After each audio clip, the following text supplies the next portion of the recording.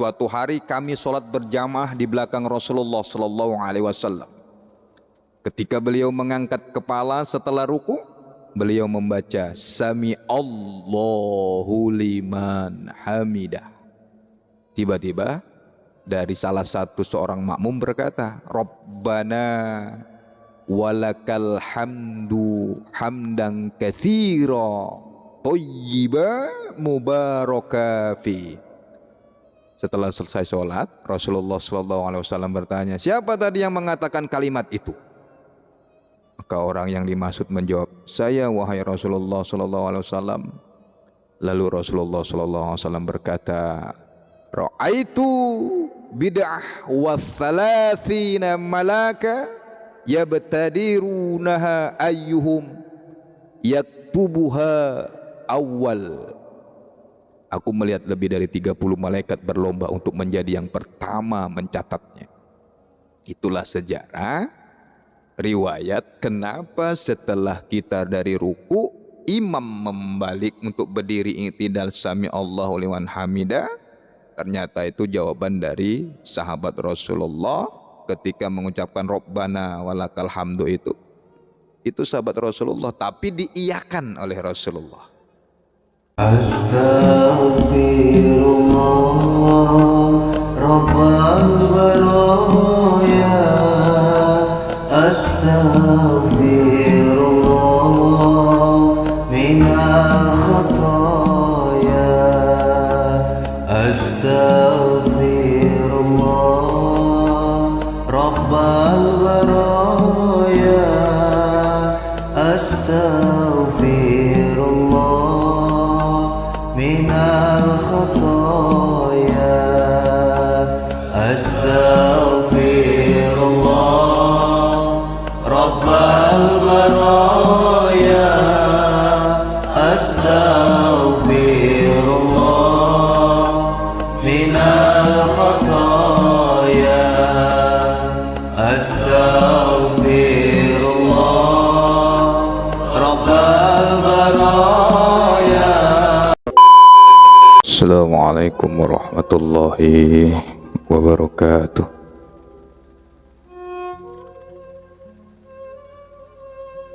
Alhamdulillahi nahmaduhu wa nasta'inuhu wa nastaghfiruhu wa na'udzu billahi min syururi anfusina wa min sayyiati a'malina.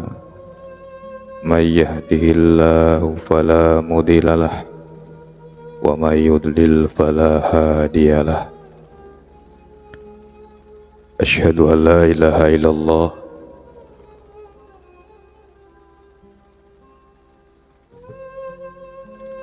wahdahu la syarika lak wa asyhadu anna Muhammadan abduhu wa rasuluh. Tawja haitsu syi'ta fa innaka mansur. La haula wa la quwwata illa billahil aliyyil azim.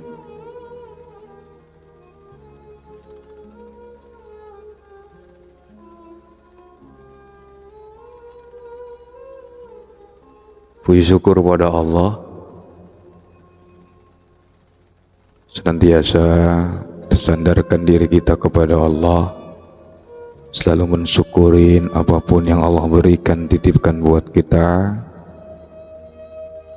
Insyaallah Allah meridhoi kita semua dan selalu memberikan rahmatnya buat kita.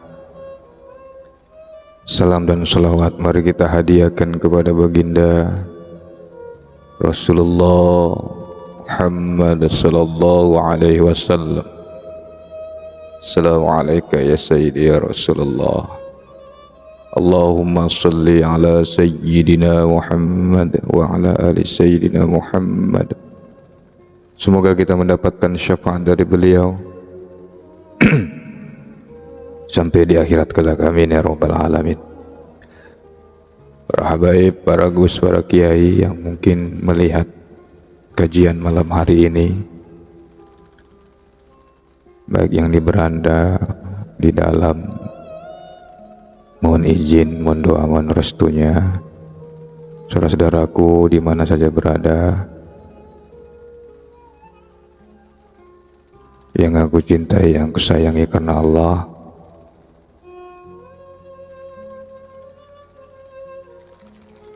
kajian malam hari ini tentang meluruskan pemahaman bid'ah menurut para salafus saleh.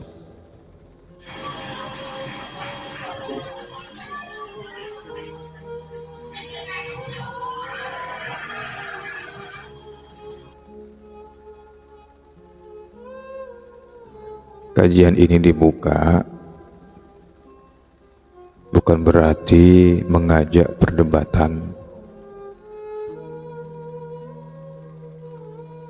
tapi menjawab dari apa yang dituduhkan kepada kami sebagai pengamal-pengamal seperti tawassulat, wiritan, maulidan yang dianggap bid'ah.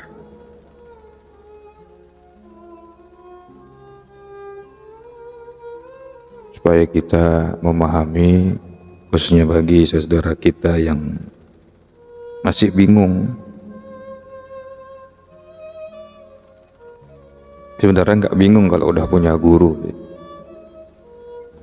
Siapa rujukannya, ya ikutilah gurunya, rujukannya itu, pemahamannya di mana. Jadi nggak bingung. Yang bingung itu karena nggak punya patokan, ngambang.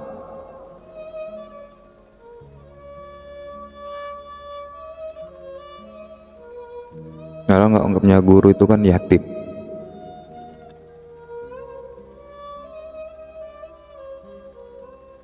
Sama dengan yatim nggak punya bapak, nggak punya guru. Atau kuburan yang nggak punya patok ataupun nisan. Kuburan itu kan tandanya patok. Jadi manusia itu kalau nggak punya tanda yang bernama guru itu ya kayak kuburan yang nggak punya patok. Tapi pelan-pelan saya bahas ya, kalaupun nanti kira-kira kelamaan ya besok kita sambung.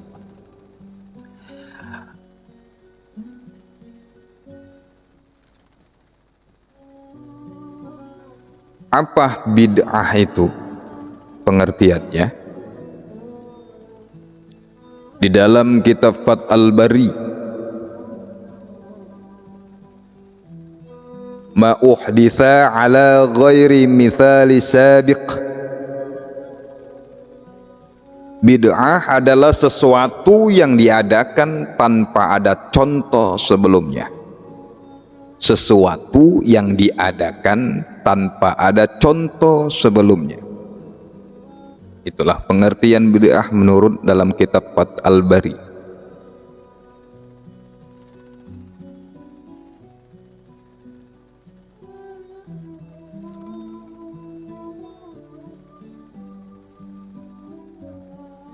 Kemudian di dalam kitab Mu'jam Mufradat Al-Fas Al-Quran, yang menyusunnya ini ahli bahasa yang terkenal, Ar-Raghib As-Safahani. Saya baca artinya aja, panjang soal Arabnya.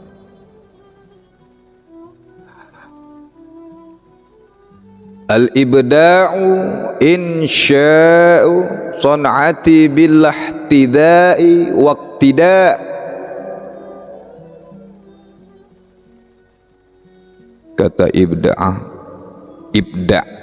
kata ibda' artinya merintis sebuah kreasi baru tanpa mengikuti dan mencontoh sesuatu sebelumnya.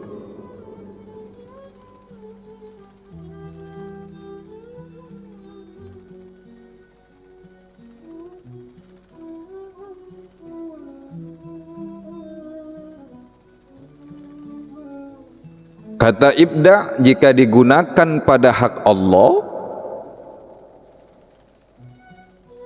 fahuwa ijadu syai'in bi ghairi allat wala maddati wala zaman wala makan maka maknanya adalah penciptaan terhadap sesuatu tanpa alat, tanpa bahan, tanpa masa dan tempat, dan tanpa tempat.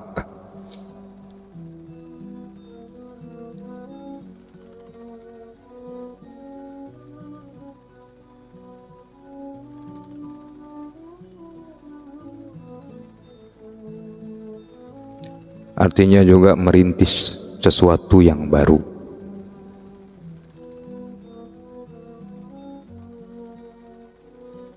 Kita masuk menurut pengertian syariat.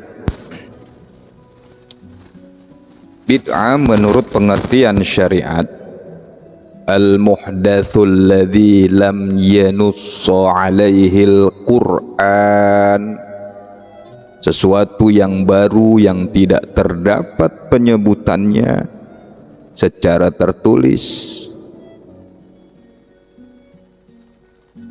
baik di dalam Al-Quran wala ja'a fis sunnah, maupun dalam hadis. Dalam kitab Syari' Al-Bayan.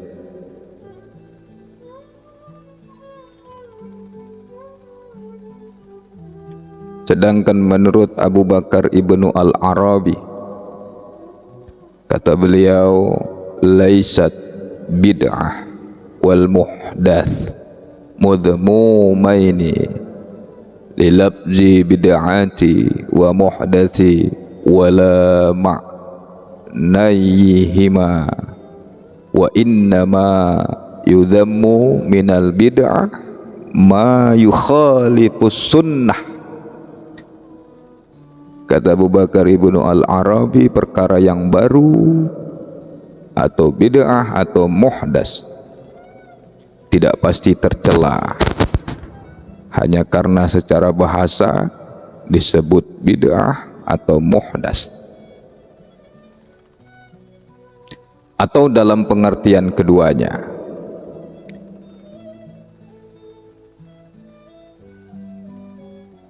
melainkan bid'ah yang tercela itu adalah perkara baru yang menyalahi sunnah, dan muhdath yang tercela itu adalah perkara baru. Wa yudhammu minal muhdatsa ma da'a ila dhalalah. Muhdath yang tercela itu adalah perkara baru yang mengajak kepada kesesatan.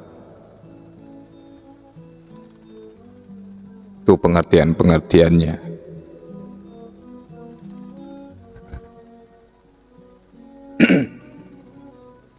Ambil ngopi, ambil ngopi, sambil santai dengarkan kajian, nyantai.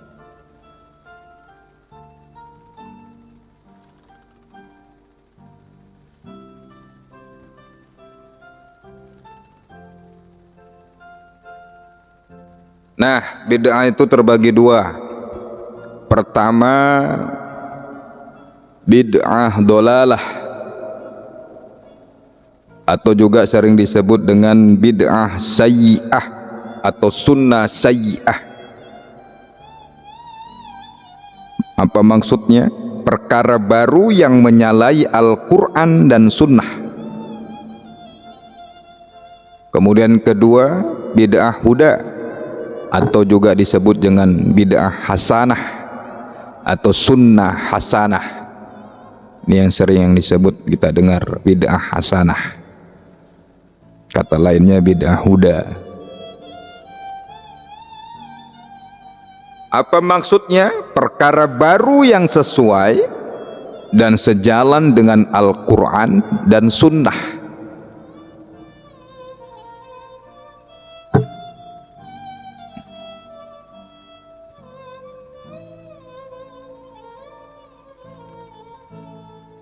Mari kita dengarkan yang dikatakan, kalamkan oleh Imam Syafi'i. Beliau pernah berkata,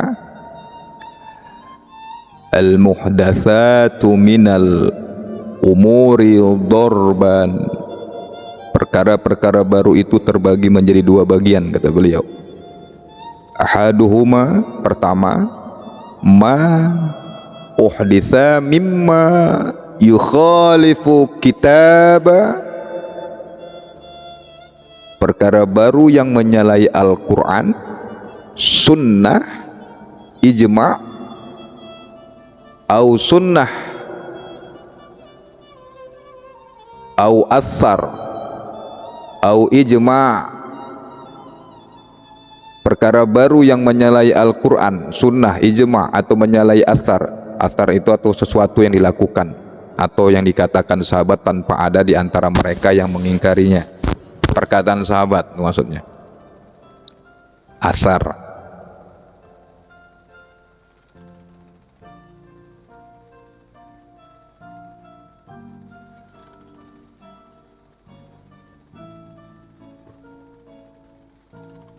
Nah, perkara ini, perkara baru semacam ini adalah bid'ah yang sesat, kata Imam Syafi'i. Kemudian wathaniyah, yang kedua, ma uhditha minal khairi la khilaf fihi liwahidi min hada. Yang kedua, perkara baru, yang baik dan tidak menyalahi Al-Quran, sunnah maupun ijma'.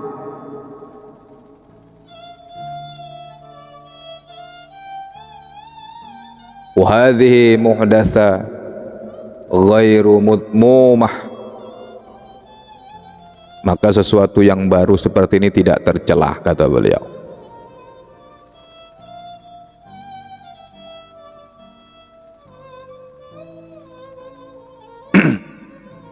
Di riwayat lain Imam Syafi'i juga pernah berkata, al bid'ah bid'atan, bid'ah ada dua macam, kata beliau, bid'atun mahmudah wa bid'atun madhmumah, bid'ah yang terpuji dan bid'ah yang tercelah. Fama wafaqa sunnah, bid'ah yang sesuai dengan sunnah, fahuwa mahmud, adalah bid'ah terpuji. Wa ma khalafaha, dan bid'ah yang menyalahi sunnah, fahuwa madmum, itu adalah bid'ah yang tercelah. Ini dalam kitab Fath al-Bari.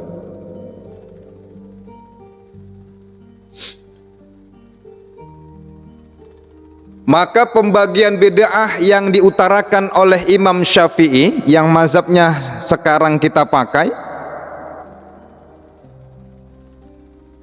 mazhab kita kan Imam Syafi'i itu, disepakati oleh para ulama setelah beliau dari seluruh kalangan ahli fikih dari 4 mazhab, ahli hadis dan para ulama,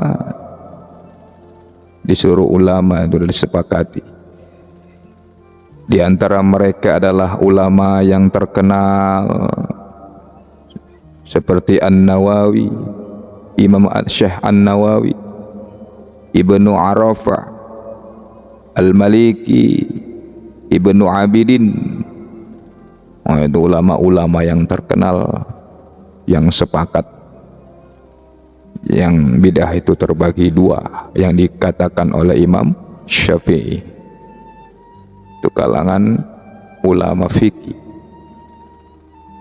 Dari kalangan hadis, Ibnu Al-Arabi Al-Maliki, Ibnu Al-Athir, Al-Hafiz Ibnu Hajar, dan banyak-banyak lagi.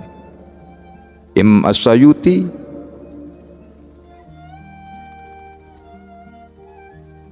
banyak ulama yang sepakat mengikuti perkataan Imam Syafi'i bahwa bid'ah itu terbagi 2.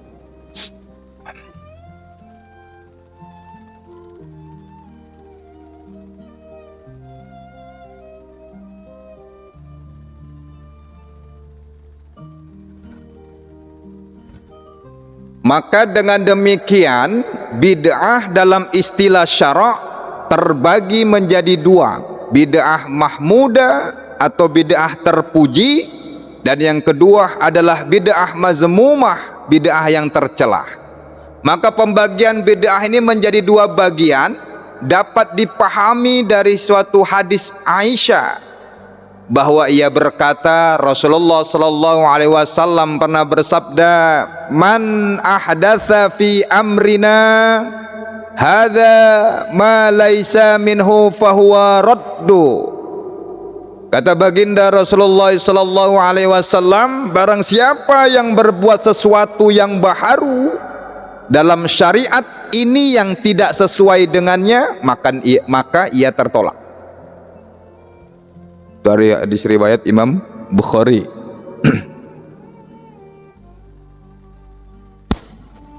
Mari kita pahami tentang sabda Rasulullah dari ma laisa minhu, yang tidak sesuai dengannya, bahwa perkara baru yang tertolak adalah yang bertentangan dan menyalahi syariat. Kalau perkara baru yang tidak bertentangan dan tidak menyalahi syariat, maka ia tidak tertolak. Itu maksud dari hadis Rasulullah dalam kata ma laisa minhu, yang tidak sesuai dengannya. Ini bukan menurut saya ya, menurut ulama ya. Kalau mau protes sama ulama-ulama, jangan nama saya nanti.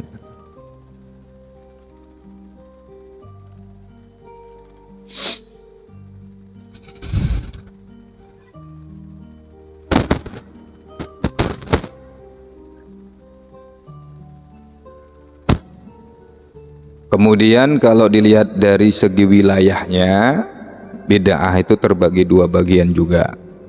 Bid'ah dalam pokok-pokok agama, itu yang sering disebut usuluddin. Kemudian bid'ah dalam cabang-cabang agama, yaitu bid'ah dalam furu', atau sering disebut tentang amaliyah, bid'ah amaliyah. Kalau dia dalam masalah bid'ah dalam usuluddin atau pokok-pokok agama, yaitu perkara-perkara baru dalam masalah akidah yang menyalahi akidah Rasulullah sallallahu alaihi wasallam dan para sahabatnya. Sudah jelas-jelas kalau akidahnya tidak sesuai mengikuti Rasulullah sallallahu alaihi wasallam dan para sahabatnya.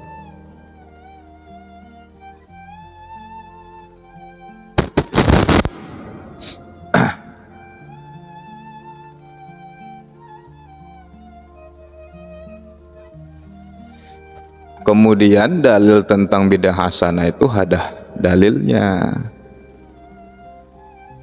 Ada kita bahas supaya kita terang. Ada enggak bid'ah hasanah itu dalilnya? Bid'ah kok ada hasanah, itu ada juga yang bilang bid'ah kok ada hasanah. Ada bid'ah yang baik gitu. Baik.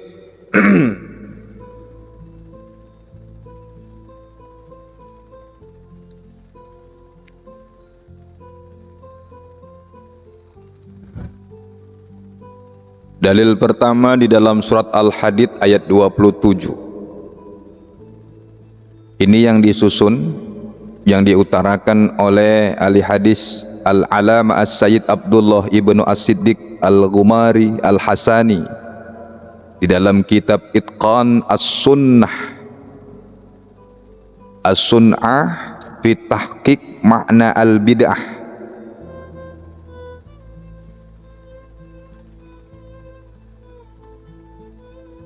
Di situ banyak pembahasan tentang bid'ah hasanah, dalil-dalilnya.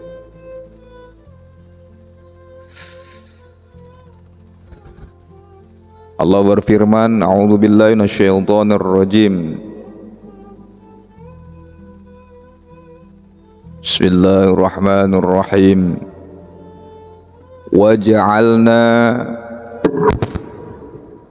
وجعلنا في قلوب الذين اتبعوا رأفة ورحمة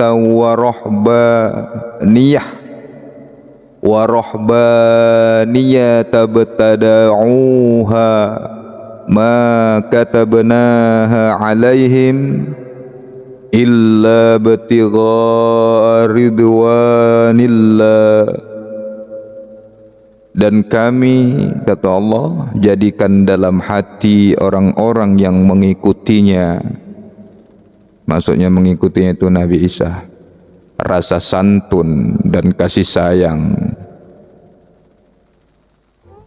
Dan mereka mengada-ngadakan rahbaniyah, padahal kami tidak mewajibkannya kepada mereka, tetapi mereka sendirilah yang mengada-adakannya untuk mencari keridhaan Allah. Nah, ayat ini di dalam kitab yang kita sebutkan tadi, Itqan As-Sunnah itu tadi, menceritakan dalil tentang adanya bid'ah hasanah. Dalam ayat yang kita baca itu, surat Al-Hadid ayat 27, Allah memuji umat Nabi Isa yang dulu. Mereka adalah orang-orang muslim dan orang-orang mukmin berkeyakinan akan kerasulan Nabi Isa, dan bahwa yakin hanya Allah yang berhak disembah. Allah memuji mereka karena mereka kaum yang santun dan penuh kasih sayang, dan karena mereka merintis rahbaniyah. Apa praktek rahbaniyah itu? Perbuatan menjauhi syahwat duniawi, hingga mereka meninggalkan nikah karena ingin berkonsentrasi dalam beribadah kepada Allah. Makanya kalau ada pendeta nggak nikah, dari sini Pak sejarah itu ingin konsentrasi kepada Allah, meninggalkan syahwat duniawi. Tahan juga nggak nikah ya.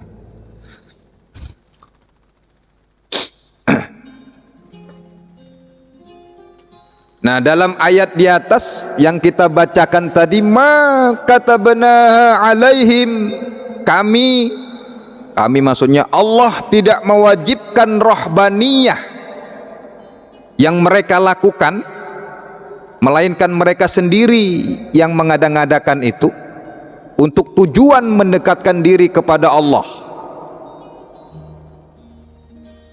Nah, kalaupun mereka tidak ada perintah dari Allah menurut ayat ini ya, tapi Allah memuji mereka karena mereka merintis perkara baru yang tidak ada nasnya dalam Injil, juga tidak diwajibkan, bahkan tidak sama sekali, tidak pernah dinyatakan oleh Nabi Isa pada zamannya. Nabi Isa tidak pernah mengatakan itu, perintah itu kepada mereka, tapi mereka lakukan itu untuk meninggalkan syahwat duniawi. Tapi Allah memuji mereka. Nah, itu dia. Berarti dia bid'ah hasanah. Mereka hanya berupaya maksimal mungkin untuk taat kepada Allah, berkonsentrasi penuh maksimal untuk beribadah kepada Allah, dengan tidak menyibukkan diri dengan menikah atau menafkahi istri dan keluarga. Mereka membangun rumah-rumah kecil dan sederhana dari tanah di tempat-tempat yang sepi, jauh dari orang, untuk beribadah sepenuhnya kepada Allah. Ini gambaran orang suluk nih. Rupanya suluk sudah ada sejak zaman Nabi Isa ternyata. Wah, bilang lagi tasawuf itu bukan Islam. Ada pula tasawuf bukan ajaran Islam. Ini zaman Nabi Isa kaumnya sudah mengadakan suluk, khalwat itu.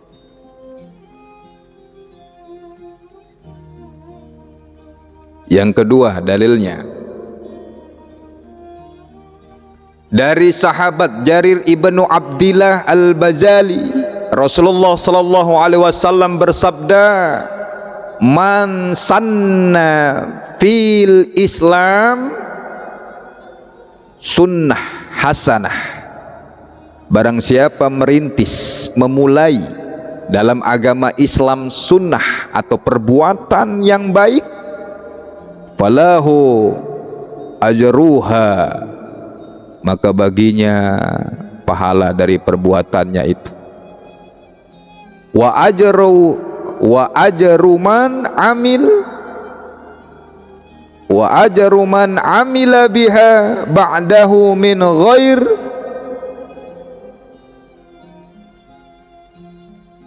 dan pahala dari orang yang melakukannya atau yang mengikutinya setelahnya,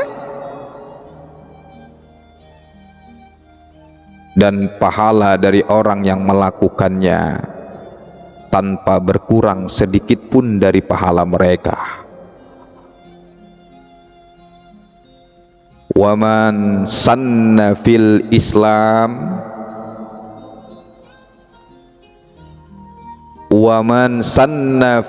islami sunnah say'a kana alaihi wijruha, dan barang siapa merintis dalam Islam sunnah yang buruk, maka baginya dosa dari perbuatannya tersebut. Wa wizru man amil biha min ba'dihi min ghair ayyang qusamin auzarihim syai'un, dan dosa dari orang yang melakukannya atau yang mengikutinya setelahnya tanpa berkurang dari dosa-dosa mereka sedikit pun. Nah, penjelasannya, barang siapa yang merintis sunnah hasanah, pernyataan Rasulullah Sallallahu Alaihi Wasallam harus dibedakan dengan pengertian anjuran beliau untuk berpegang teguh dengan sunnah, atau pengertian menghidupkan sunnah yang ditinggalkan orang. Karena tentang perintah untuk berpegang teguh dengan sunnah atau menghidupkan sunnah, ada hadis-hadis tersendiri yang menjelaskan tentang itu. Sedangkan hadis yang kita baca barusan berbicara tentang merintis sesuatu yang baru, yang baik, yang belum pernah dilakukan sebelumnya. Apa sebabnya? Karena secara bahasa makna sannah tidak lain adalah merintis perkara baru, bukan menghidupkan perkara yang sudah ada atau berpegang teguh dengannya.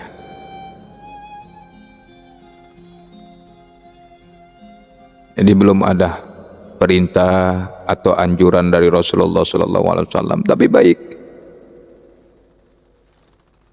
itu kan.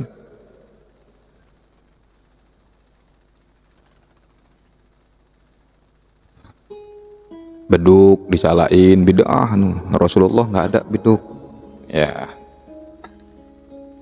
suruh jual aja sepeda motornya, ganti onta. Nah, Rasulullah tuh nggak naik sepeda motor, naik onta.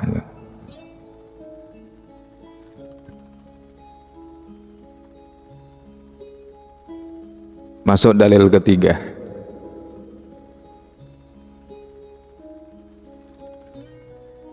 Dari Aisyah bahwa ia berkata, Rasulullah Shallallahu Alaihi Wasallam bersabda, man ahdatsa fi amrina hadza ma laisa minhu fahuwa raddu.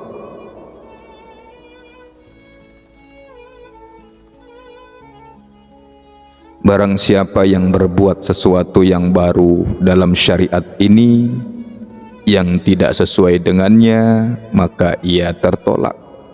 Hadis ini pun jelas menunjukkan tentang adanya bid'ah hasan. Kenapa? Karena seandainya semua bid'ah pasti sesat tanpa terkecuali, pasti Rasulullah SAW akan mengatakan barang siapa merintis hal baru dalam agama kita ini, apapun itu, maka pasti tertolak. Tapi Rasulullah lihat hadis yang kita baca tadi mengatakan, barang siapa merintis hal baru dalam agama kita ini yang tidak sesuai dengannya, artinya yang bertentangan dengannya, maka perkara tersebut pasti tertolak. Apa sinyalnya payah ya kok naik turun?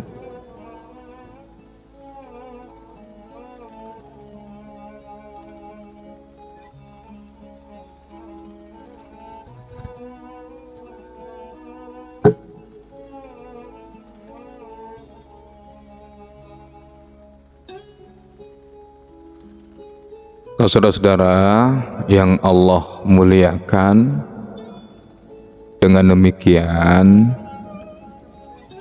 dapat kita pahami bahwa perkara yang baru itu ada dua bagian. Pertama yang tidak termasuk dalam ajaran agama karena dia sudah pasti menyalahi kaidah-kaidah dan dalil-dalil syara. Dan perkara baru semacam ini itu digolongkan sebagai bid'ah yang sesat. Kemudian yang kedua, perkara baru yang sesuai dengan kaidah dan dalil-dalil syara. Dan kalau yang seperti ini digolongkan sebagai perkara baru yang dibenarkan dan diterima, itulah yang disebut dengan bid'ah hasanah.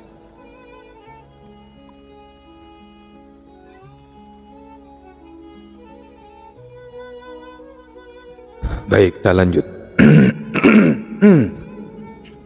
Ada di dalam sebuah hadis yang diriwayatkan oleh Imam Al-Bukhari di dalam kitab sahihnya, disebutkan di situ bahwa Umar ibnu Khattab radhiyallahu anhu secara tegas mengatakan tentang adanya bid'ah hasanah, bahwa beliau menamakan sholat berjamaah dalam sholat tarawih di bulan Ramadan sebagai bid'ah hasanah. Umar bin Khattab memuji praktek sholat tarawih berjamaah ini, mengatakan ni'mal bid'atu hadhihi, ni'mal bid'atu hadhihi. Kata Umar, sebaik-baik bid'ah adalah sholat tarawih dengan berjamaah. Ya, itu jelas. Sebaik-baik bid'ah, kata beliau, adalah sholat tarawih dengan berjamaah. Kemudian dalam hadis lain diriwayatkan oleh Imam Muslim disebutkan bahwa sahabat Abdullah bin Umar menambah kalimat-kalimat dalam bacaan talbiyah terhadap apa yang telah diajarkan oleh Rasulullah SAW. Apa yang ditambahkan oleh Abdullah bin Umar dalam talbiyahnya? Labbaik Allahumma labbaik, tapi ditambahkan wa sa'daik wal khairu fil yadaik wa raqba'u ilaik wal amal. Itu tambahan dari Abdullah bin Umar.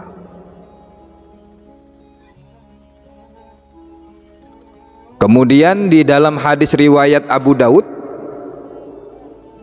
Abdullah bin Umar ibnu Al-Khattab menambahkan kalimat tasyahud di dalam kalimat-kalimat tasyahud itu yang diajarkan oleh Rasulullah SAW. Apa bunyinya? Dalam tasyahud Abdullah bin Umar, asyhadu alla ilaha illallah wahdahu la syarikalah. Kemudian di dalam tasyahud ini Abdullah bin Umar berkata, zidtu fiha wahdahu la syarikalah. Nah, kalimat inilah yang ditambah oleh Abdullah bin Umar, ditambah dengan kalimat wahdahu la syarikalah.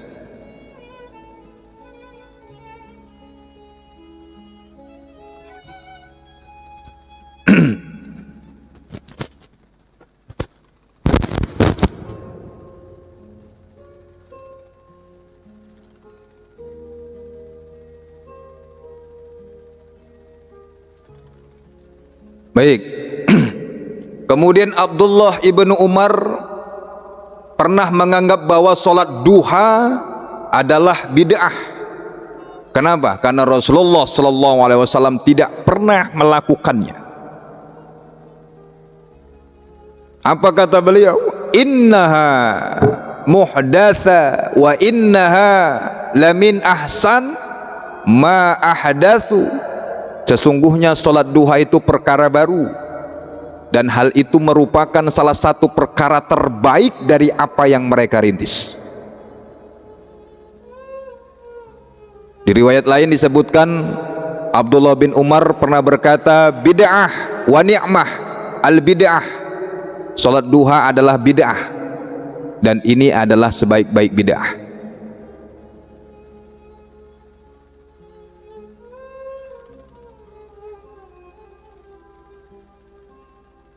Kayak sampai sekarang salat duha. Nah, sambung lagi dalilnya biar kuat. Di dalam hadis sahih Imam Al-Bukhari meriwayatkan dari sahabat Rifa'ah ibnu Rafi' bahwa Rifa'ah ibnu Rafi' berkata, suatu hari kami sholat berjamaah di belakang Rasulullah sallallahu alaihi wasallam. Ketika beliau mengangkat kepala setelah ruku, beliau membaca Sami Allahu liman hamidah. Tiba-tiba dari salah satu seorang makmum berkata, Rabbana walakal hamdu hamdan katsira thayyiba mubaraka fi. Setelah selesai sholat, Rasulullah SAW bertanya, siapa tadi yang mengatakan kalimat itu? Maka orang yang dimaksud menjawab, saya wahai Rasulullah SAW. Lalu Rasulullah SAW berkata, ra'aitu bid'ah wa thalathina malaka yabtadirunaha ayyuhum yaktubuha awal. Aku melihat lebih dari 30 malaikat berlomba untuk menjadi yang pertama mencatatnya. Itulah sejarah riwayat kenapa setelah kita dari ruku imam membalik untuk berdiri i'tidal sami Allahu liman hamidah. Ternyata itu jawaban dari sahabat Rasulullah ketika mengucapkan Rabbana walakal hamdu itu sahabat Rasulullah, tapi diiyakan oleh Rasulullah. Paham tuh?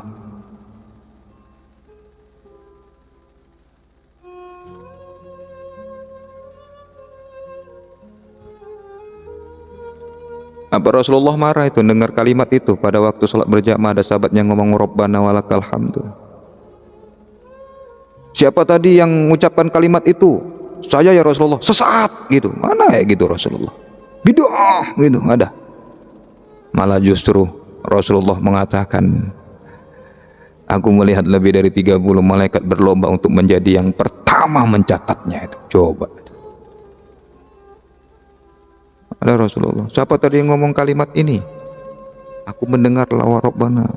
Saya ya Rasulullah. Sesat kamu, bid'ah kamu, neraka kamu, gitu. Mana ada Rasulullah kayak gitu? Enggak, kitanya sila gila mengklaim aja.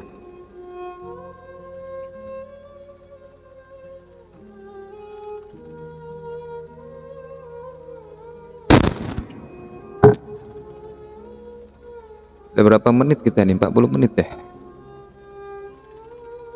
60 menit lagi. 60 menit lagi. Dikit lagi ya.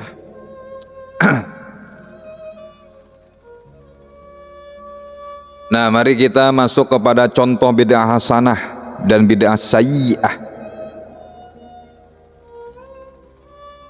Mana contoh bid'ah hasanah itu? Salat sunnah 2 rakaat sebelum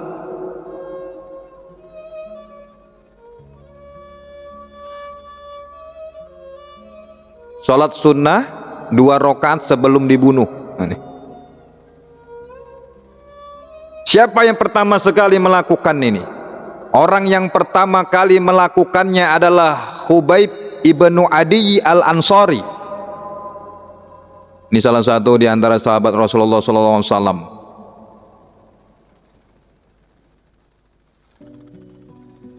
Dan ini diceritakan oleh Abu Hurairah. Fakana Khubayb awal man sanna shalah indal qatli. Khubayb adalah orang yang pertama kali merintis salat ketika akan dibunuh.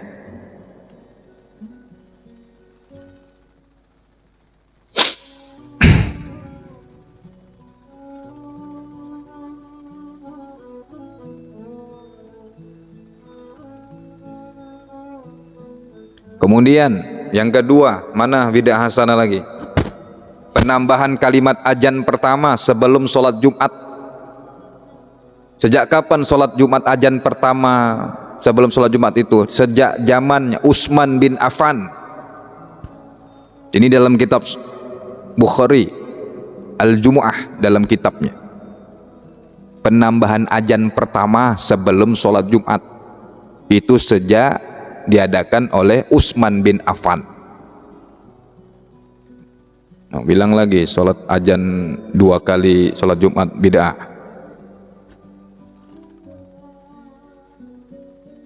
Kemudian apalagi contohnya? Pembuatan titik-titik dalam beberapa huruf Al-Quran. Siapa yang buatnya? Yahya ibnu Ya'mur. Siapa beliau? Beliau adalah tabi'in yang dimuliakan. Beliau alim, takwanya luar biasa. Dan perbuatan Yahya ibnu Ya'mur ini disepakati oleh para ulama dari kalangan ahli hadis. Mereka semua menganggap baik pembuatan titik-titik dalam beberapa huruf di huruf Al-Quran itu. Jadi yang membuat titik-titik dalam Al-Quran itu pertama kali Yahya ibnu Ya'mur. Nggak tahu, catat ini, nanti kasih tahu sama anaknya.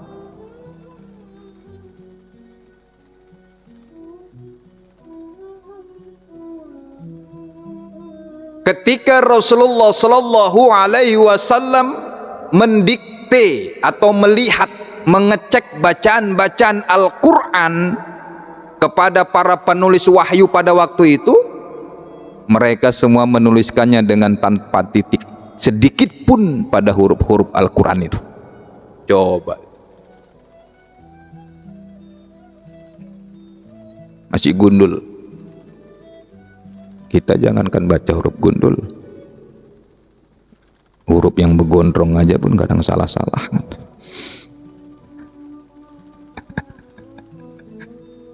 Jangankan baca huruf ayat Quran yang bergundul, nggak ada baris, yang gondrong aja pun kadang-kadang payah bacanya.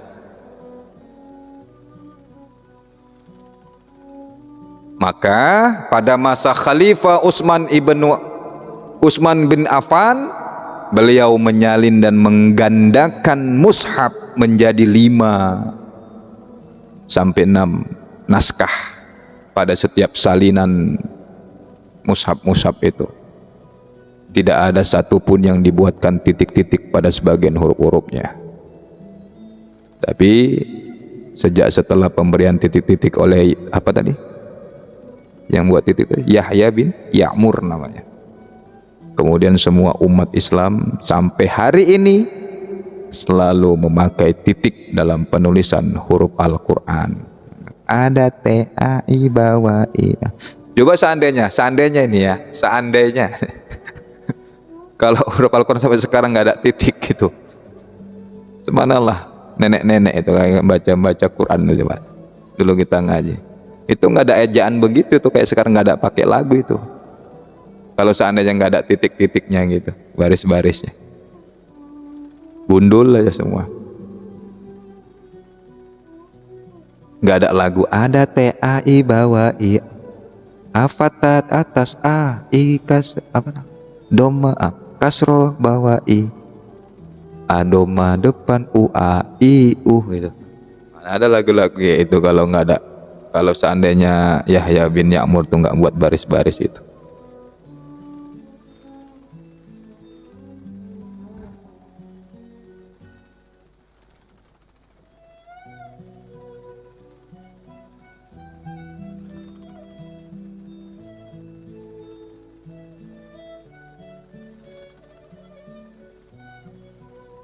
Baik.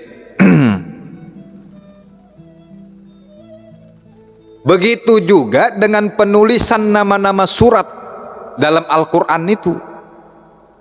Pemberian lingkaran setiap akhir ayat, setiap ayatnya. Karena ada lingkaran tuh, tengok di mushaf Qurannya masing-masing. Penulisan juz, penulisan hizib, pertengahan juz atau nisab atau rubu', setiap seperempat juz, dan semuanya setiap juz itu tidak pernah dilakukan oleh Rasulullah Shallallahu Alaihi Wasallam dan para sahabatnya. Kemudian apakah dengan alasan semacam ini sekarang yang ada baris Al-Quran itu bid'ah? Tapi ku tengok yang beda-bedakan semua Qurannya berbaris.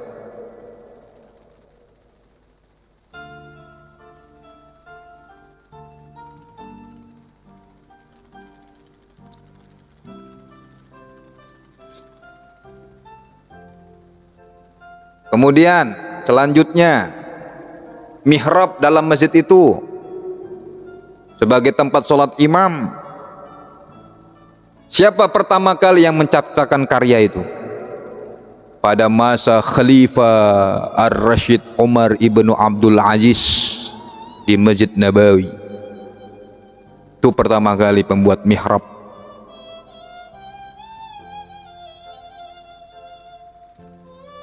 Kemudian setelah Khalifah Ar-Rashid ini diikuti oleh banyak umat Islam di seluruh dunia.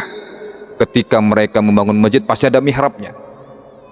Coba siapa yang berani mengatakan bahwa itu adalah bid'ah sesat, masjid yang ada mihrabnya?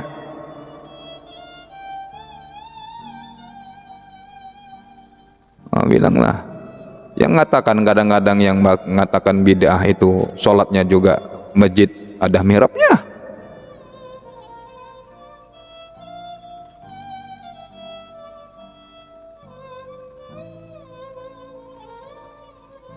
Kemudian bid'ah hasanah selanjutnya maulid, peringatan maulid.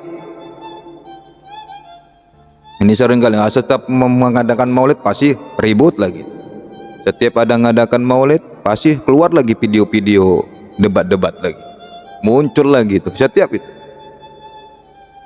Tengok nanti musim maulid, udah tiba musim maulid, muncul lagi tuh video-video yang menentang. Dan saya udah pernah buat videonya. Apa judulnya itu? Kemana hati nuranimu jika kau anggap orang yang memperingatkan maulid, memperingati maulid Nabi Muhammad SAW kau katakan bid'ah? Itu judulnya. Kemana hati nuranimu? Karena mengadakan maulid ini karena kami cinta kepada Nabi kami.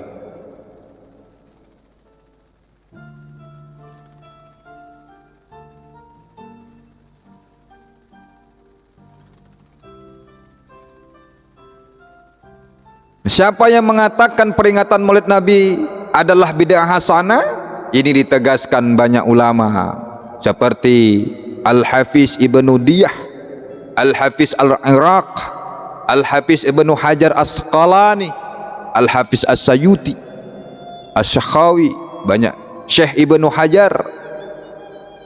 Apalagi ulama kita yang terkenal dari Banten, Al-Imam Nawawi. Banyak bahwa peringatan maulid itu adalah bid'ah hasanah. Masih ragu lagi itu? Oh, enggak lah ragu. Tapi jangan nyala-nyalakan kami yang mengadakan maulid. Kemudian bid'ah hasanah selanjutnya membaca selawat atas Rasulullah Sallallahu Alaihi Wasallam setelah azan. Itu bid'ah hasanah.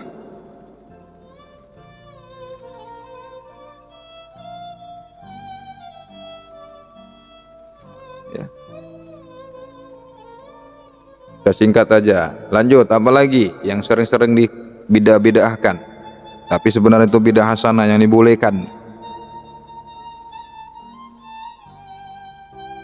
Menulis kalimat sallallahu alaihi wasallam setelah menulis nama Rasulullah sallallahu alaihi wasallam itu termasuk bidah hasanah. Karena kenapa?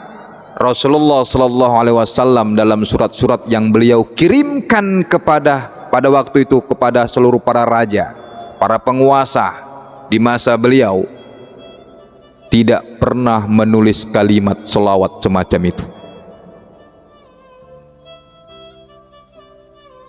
Dalam surat-surat beliau yang beliau kirimkan kepada para penguasa pada masa itu, para raja, beliau hanya menuliskan min Muhammad Rasulillah ila fulan. dari Muhammad Rasulullah SAW kepada si Fulan. Cuma itu doang.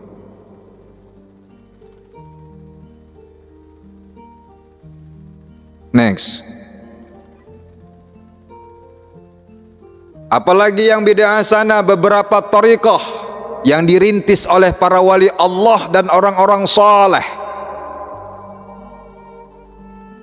Thariqat Naqsabandiyah, Al-Qadiriyah, Ar-Rifa'iyah, lain-lain. Dan berjumlah thariqat, pernah saya sebutkan berapa? 40 thariqah ya di Indonesia ya.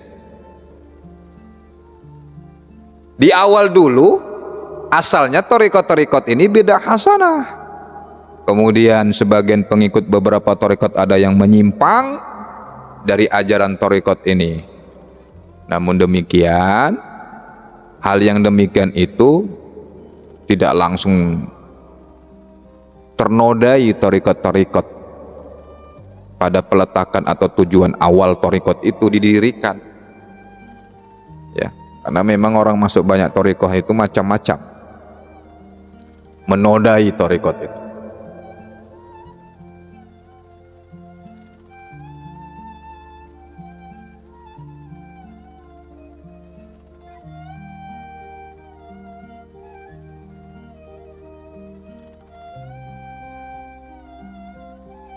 Dikit lagi ya.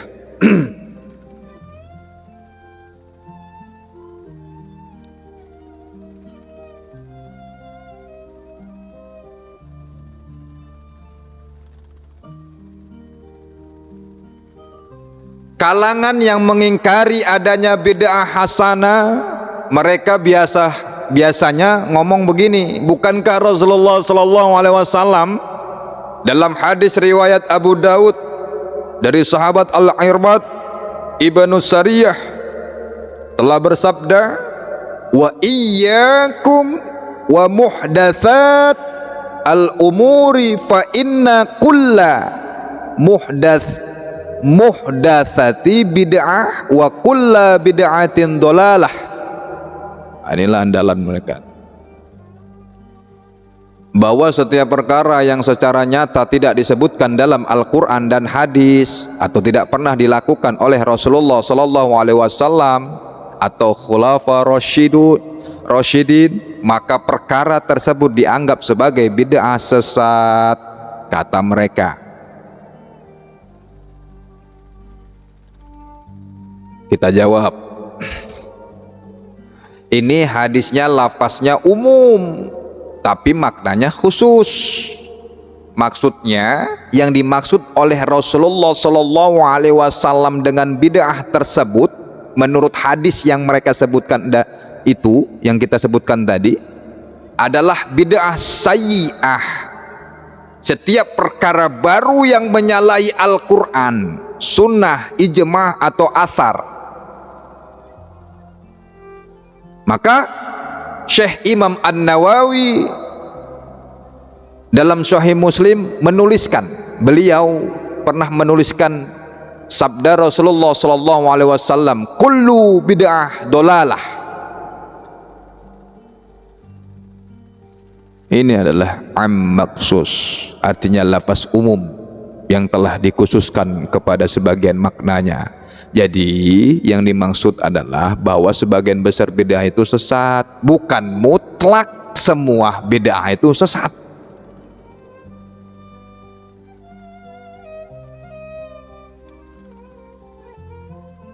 Ya udah, Rasulullah nggak pernah pakai handphone dan tidak ada anjuran Rasulullah pakai handphone.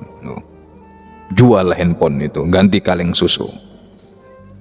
Jual sepeda motor tuh, beli onta. Nah, Rasulullah nggak pernah naik sepeda motor, mobil. Ini onta kemana-mana.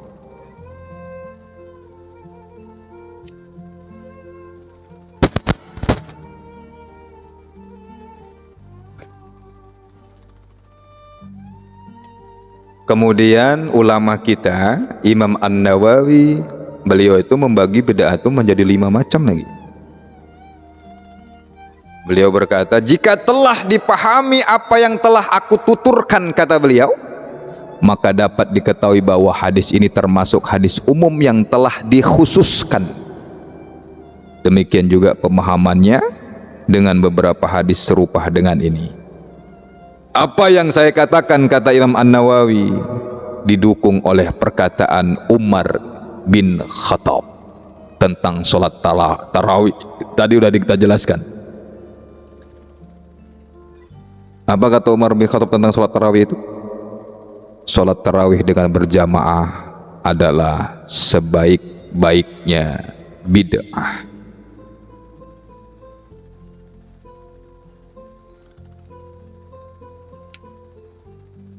Maka ditegaskan lagi oleh Imam An-Nawawi, walaupun hadis tersebut itu memakai kata kullu, kata beliau, sebagai takkid, bukan berarti, kata Imam An-Nawawi, sudah tidak mungkin lagi ditaksis, melainkan ia tetap dapat ditaksiskan. Contoh, di dalam surat Al-Ahqaf, tudammiru kulla syai'in.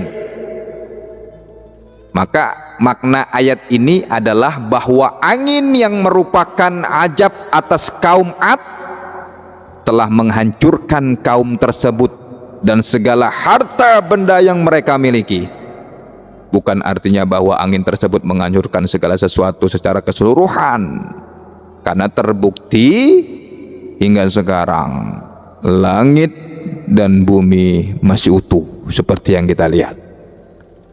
Padahal ayat yang kita baca tadi itu pakai kul tudammiru kulla.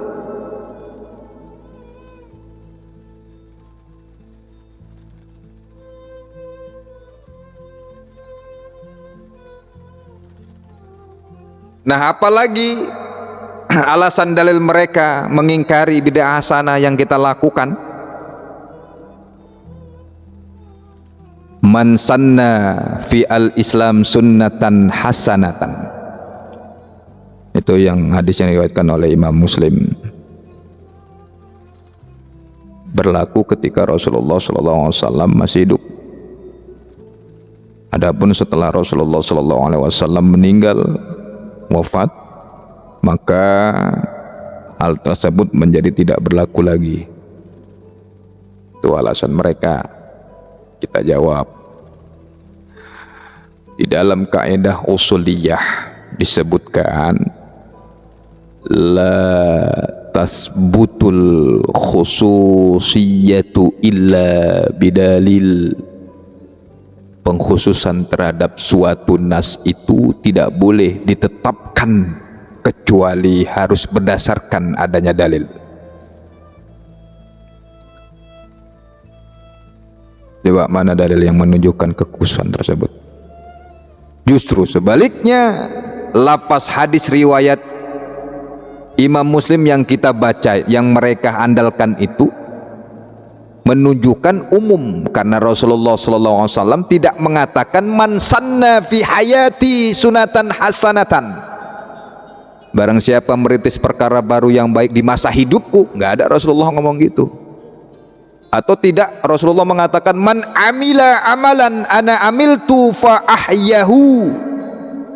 Barang siapa mengamalkan amal yang telah aku lakukan lalu ia menghidupkannya. Sebaliknya Rasulullah SAW mengatakan secara umum man sanna fi al-Islam sunnatan hasanatan. Dan tentunya sama-sama anak kecil pun tahu ini, menafsirkan ini, bahwa Islam itu tidak hanya yang ada pada masa Rasulullah SAW pada waktu beliau masih hidup saja.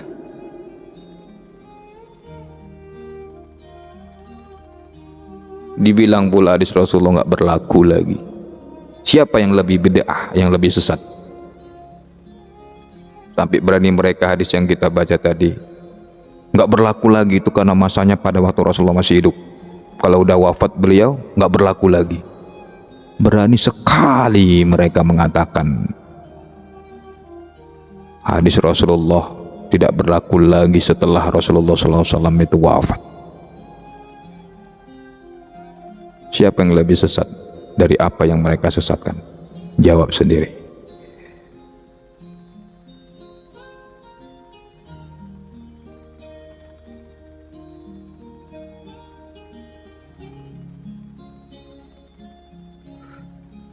Oke, ini saja yang bisa saya sampaikan. Besok malam kita sambung lagi, ada beberapa rancuan besok kita sambung ya.